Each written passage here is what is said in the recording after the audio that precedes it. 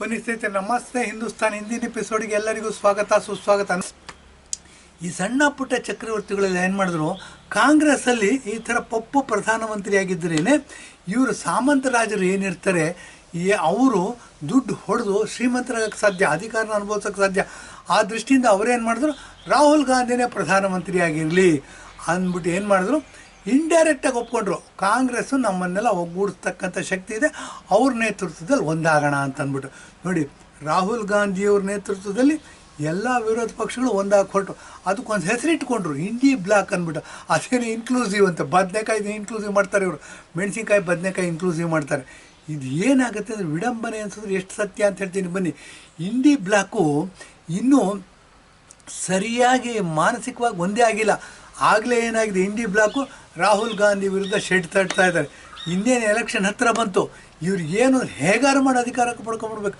ಅಧಿಕಾರ ಪಡ್ಕೋಬೇಕು ಅಂದರೆ ನಾವು ಕೊಂಡಿರ್ತಕ್ಕಂಥ ಡೆಮಾಕ್ರಸಿ ಬಹುಮತಕ್ಕೆ ಮಾನ್ಯತೆ ಇರಬೇಕು. ನೋಡಿ, ಬಹುಮತ ಅಂತಂದರೆ ಲೋಕಸಭೆಯಲ್ಲಿ ಬಹುಮತ ಅಂದ್ಬಿಡ್ತಾರೆ.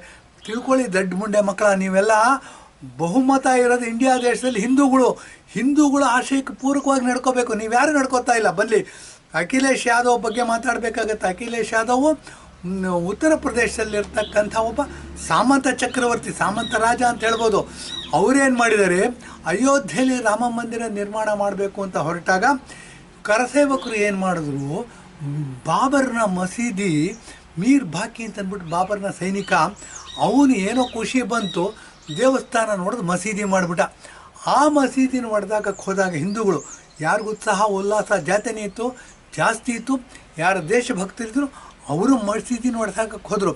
ಅವ್ರ ಕೈಕಾಲುಗಳನ್ನೆಲ್ಲ ಕಟ್ಟಾಕಿ ಪೊಲೀಸ್ ಫೋರ್ಸ್ನ ಉಪಯೋಗಿಸ್ಬಿಟ್ಟು, ಸರಯೂ ನದಿ ತಟದಲ್ಲಿದೆ ಅದು, ಕೈಕಾಲುಗಳನ್ನ ಕಟ್ಟಾಕಿ ನದಿಯಲ್ಲಿ ಬಿಸಾಕಿದ್ರಂತೆ. ಎಷ್ಟು ಕ್ರೌರ್ಯ ಇದು! ಇದನ್ನು ಯೋಚನೆ ಮಾಡಬೇಕು, ಇವತ್ತು ಯೋಚನೆ ಮಾಡಬೇಕು ನಾವು. ಇಂಥವರು ಉತ್ತರ ಪ್ರದೇಶದ ಮುಖ್ಯಮಂತ್ರಿ ಆಗಿದ್ದರು ಸ್ವಾಮಿ. ಬಿಟ್ಟುಬಿಟ್ರೆ ಇಂಡಿಯಾ ದೇಶದ ಪ್ರಧಾನಮಂತ್ರಿ ಆಗ್ಬಿಡ್ತಾರೆ. ಈ ಥರ ಇರ್ತಕ್ಕಂಥ ಮನಸ್ಥಿತಿ ಇರ್ತಕ್ಕಂಥ ಒಬ್ಬ ಅಖಿಲೇಶ್ ಯಾದವ್ ಅವರು ಶೆಡ್ ತಟ್ಟಿಬಿಟ್ಟು ಆ ಇಂಡಿ ಬ್ಲಾಕಿಂದ ಹೊರಗೆ ಬಂದಿದ್ದಾರೆ. ಇವರು ಒಗ್ಗಟ್ಟಾಗೆ 150 ಸೀಟ್ ಗೆಲ್ಲಕ್ಕಾಗೋದಿಲ್ಲ. ಇವರೇನು ಮಾಡಿ ಕಿತ್ಕೊಂಬಂದರು. ಉತ್ತರ ಪ್ರದೇಶ ಬಗ್ಗೆ ಯಾಕೆ ಮಾತಾಡ್ತೀನಿ ಅಂತ ಹೇಳ್ತೀನಿ ಕೇಳಿ. ನಮ್ಮ ದೇಶದಲ್ಲಿ ಲೋಕಸಭೆ ಸೀಟ್ ಇರೋದು 543 ಸೀಟು, ಆದರೆ ಉತ್ತರ ಪ್ರದೇಶ ಒಂದೇ 80 ಲೋಕಸಭೆ ಸೀಟುಗಳನ್ನ ಕೊಡುತ್ತೆ. ಹಾಗಾಗಿ ಉತ್ತರ ಪ್ರದೇಶದಿಂದ ಯಾರು ಜಾಸ್ತಿ ಓಟ್ನ ತಗೊಂಡು ಗೆಲ್ತಾರೆ ಅವರು ಪ್ರಧಾನಮಂತ್ರಿ ಆಗ್ತಾ ಬಂದಿದ್ದಾರೆ.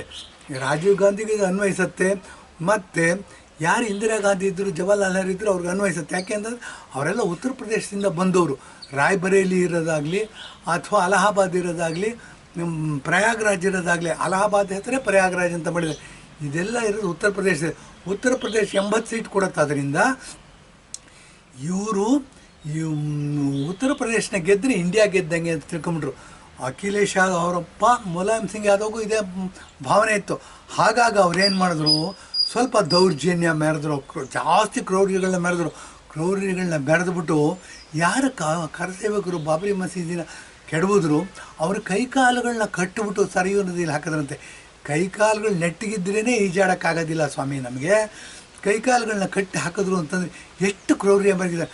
ನಮ್ಮ ದೇಶದ ಹಿಂದೂ ಅವರು ನೋಡಿ, ಯಾದವ್ ಅಂತ ಹೇಳಿದ್ರೆ ಕೃಷ್ಣ ಅಂತ ಹೇಳ್ತೀವಿ, ಮಥುರಾ ಇನ್ನೂ ಬಾಕಿ ಇದೆ, ಅಯೋಧ್ಯೆ ಆಯಿತು, ಕಾಶಿ ಆಯಿತು, ಮಧುರ ಬಾಕಿ ಇದೆ. ಏನಾಗುತ್ತೆ, ಕೃಷ್ಣನ ವಂಶಸ್ಥರು ಅಂತ ಹೇಳ್ಕೊಳತಕ್ಕಂಥ ಈ ಜನ ಹಿಂದೂಗಳು ವಿರೋಧಿಯಾಗಿ ಹಿಂದೂಗಳು ಕೈ ಕಟ್ಟಿ ಹಾಕಿ ಸರಿಯೋ ನದಿಗೆ ಬಿಸಾಕೋದನ್ನು ಎಷ್ಟು ಕ್ರೌರ್ಯವನ್ನೇ ಮೆರೆದಿದ್ದಾರೆ. ಇದಕ್ಕೆಲ್ಲ ಪ್ರತೀಕಾರ ತೀರಿಸ್ತಕ್ಕಂಥ ಒಂದು ಇದು ಬಂದಿದೆ. ಬನ್ನಿ, ನಾವು ಹಿಂದೂಗಳೆಲ್ಲ ಒಗ್ಗಟ್ಟಾಗಬೇಕು. ನಮ್ಮದು ಈ ದೇಶಭಕ್ತಿ ಬೆರಿಬೇಕು ಅಂದರೆ ನಾವು ಹಿಂದೂಗಳು ಎಚ್ಚೆತ್ಕೋಬೇಕು. ಬರೇ ಮಂತ್ರ ಹೇಳ್ಕೊಂಡು ಕೂತ್ಕೊಂಡ್ರೆ ಸಾಧ್ಯ ಆಗೋದಿಲ್ಲ. ಎಲ್ಲಿ ನಮಗೆ ಶಸ್ತ್ರ ತಗೊಳ್ತಕ್ಕಂಥ ಅವಕಾಶ ಇದೆ, ಶಸ್ತ್ರ ಎತ್ತತಕ್ಕಂಥ ಅವಕಾಶ ಇದೆ, ಎತ್ತಬೇಕು. ಆ ದೃಷ್ಟಿಯಿಂದ ಬನ್ನಿ, ನಾವು ಯಾರು ಮೇಲ್ವರ್ಗದ ಜನ ಟ್ಯಾಕ್ಸ್ ಕಟ್ತೀವಿ, ಬರೀ ಟ್ಯಾಕ್ಸ್ ಕಟ್ಬಿಟ್ಟು ಸುಮ್ಮನೆ ಆಗೋದಿಲ್ಲ. ಮತ್ತು ಚೆನ್ನಾಗಿ ಓದಿಸ್ಬಿಟ್ಟು ಮೊಮ್ಮಕ್ಕಳು ಮರಿಮಕ್ಕಳನ್ನ ನಾವು ಬೇರೆ ದೇಶಕ್ಕೆ ಕಳಿಸ್ತೀವಿ. ಇದೆಲ್ಲ ಬನ್ನಿ, ಈಗ ಶಸ್ತ್ರಗಳನ್ನ ಎತ್ತತಕ್ಕಂಥ ಅವಕಾಶ ಬಂದಿದೆ. ಶಸ್ತ್ರ ಏನಿದೆ ಡೆಮಾಕ್ರಸಿನಲ್ಲಿ, ಓಟ್ ಶಸ್ತ್ರ. ಬನ್ನಿ, ನಾವೆಲ್ಲ ಕಂಪಲ್ಸರಿಯಾಗಿ ಓಟ್ ಹಾಕೋಣ, ನರೇಂದ್ರ ಮೋದಿ ಅವ್ರನ್ನ ಗೆಲ್ಸೋಣ.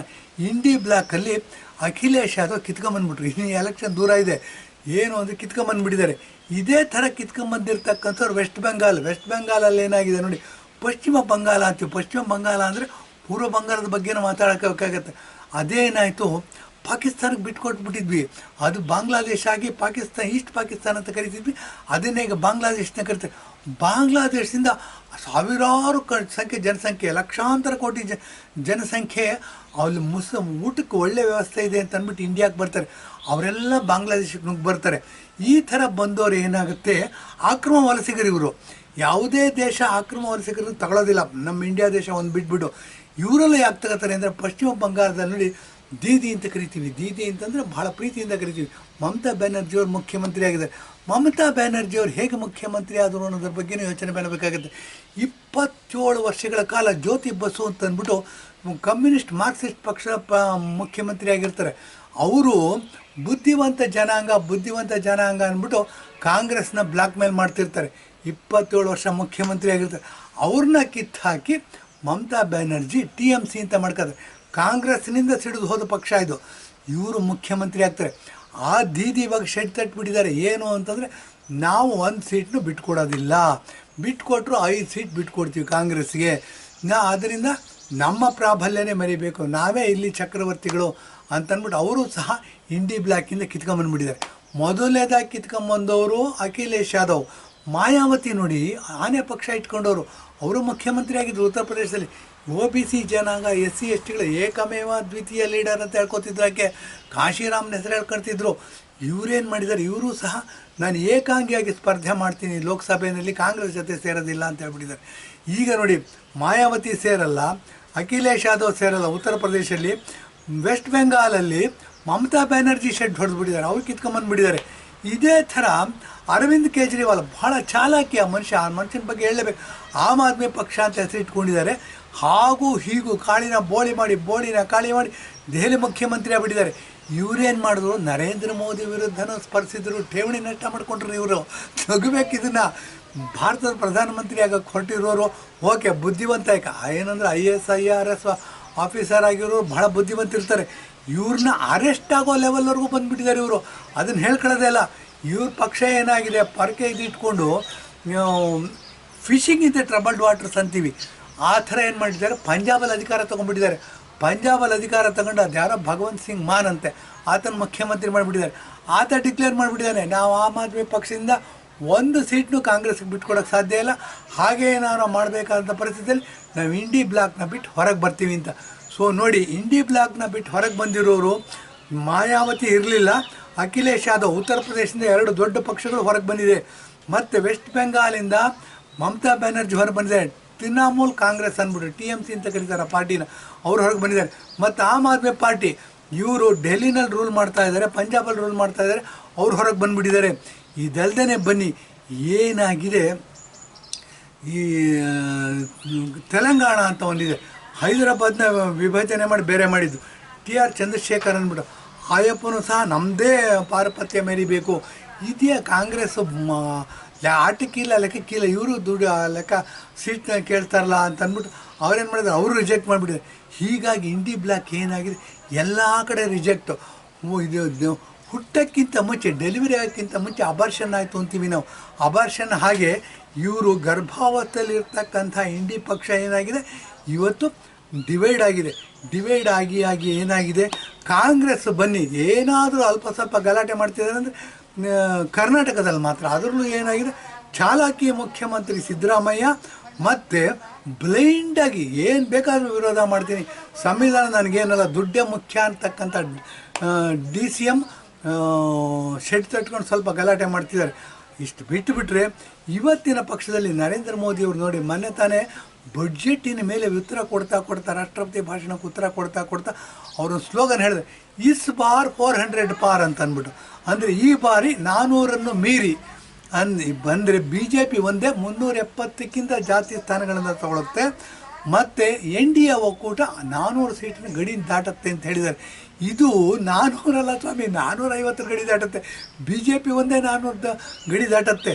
ಏನು ಅಂತಂದರೆ, ಇಷ್ಟು ಪ್ರಬುದ್ಧವಾಗಿ ಬೆಳೀತಿರ್ತಕ್ಕಂಥ ನಮ್ಮ ದೇಶಕ್ಕೆ ನಿಜವಾಗಿ ಸ್ವಾತಂತ್ರ್ಯ ಬಂದಿರೋದು ಹಿಂದೂಗಳ ಆಶಯ. 90% ಇದ್ದಂಥ ಹಿಂದೂಗಳು ಇವತ್ತು 75% ಇದ್ದೀವಿ. ಇವತ್ತಿಗೂ ಸಹ ನಾವೇ ಮೆಜಾರಿಟಿನಲ್ಲಿರ್ತಕ್ಕಂಥವ್ರು. ನಮ್ಮ ಆಶಯಗಳಿಗೆ ಪೂರಕವಾದಂಥ ಸಂವಿಧಾನ ರಚನೆ ಆಗಬೇಕು. ನಮ್ಮ ಆಶಯಗಳಿಗೆ ಪೂರಕವಾದಂಥ ನಮ್ಮ ಭಾವನೆಗಳಿಗೆ ಗೌರವ ಕೊಡ್ತಕ್ಕಂಥ ಕೆಲಸ ಸ್ವತಂತ್ರ ಭಾರತ 1947ರಿಂದ ಏನಾರಾಗಿದ್ದರೆ 2024ನೇ ಇಸ್ವಿ ಜನವರಿ 22ನೇ ತಾರೀಕು ಅಯೋಧ್ಯೆಯಲ್ಲಿ ರಾಮ ಮಂದಿರ ಆಗಿದೆ. ಅದನ್ನು ನಮ್ಮ ದೇಶದ ನಾಯಕ, ನಮ್ಮ ದೇಶದ ಯಜಮಾನ ನರೇಂದ್ರ ಮೋದಿಯವರು ಉದ್ಘಾಟನೆ ಪ್ರಾಣ ಪ್ರತಿಷ್ಠಾಪನೆ ಮಾಡಿದ್ದಾರೆ. ಇದು ನಿಜವಾಗ ಸ್ವಾತಂತ್ರ್ಯ ಬಂದಿದೆ, ಹೊಸ ಯುಗ ಪ್ರಾರಂಭವಾಗಿದೆ ಅಂಥೇಳಿ ಇಂದು ನಮ್ಮ ಇಂದಿನ ಎಪಿಸೋಡ್ನ ಕ್ಲೋಸ್ ಮಾಡ್ತಾ ಇದ್ದೀನಿ. ಧನ್ಯವಾದ, ನಮಸ್ಕಾರ.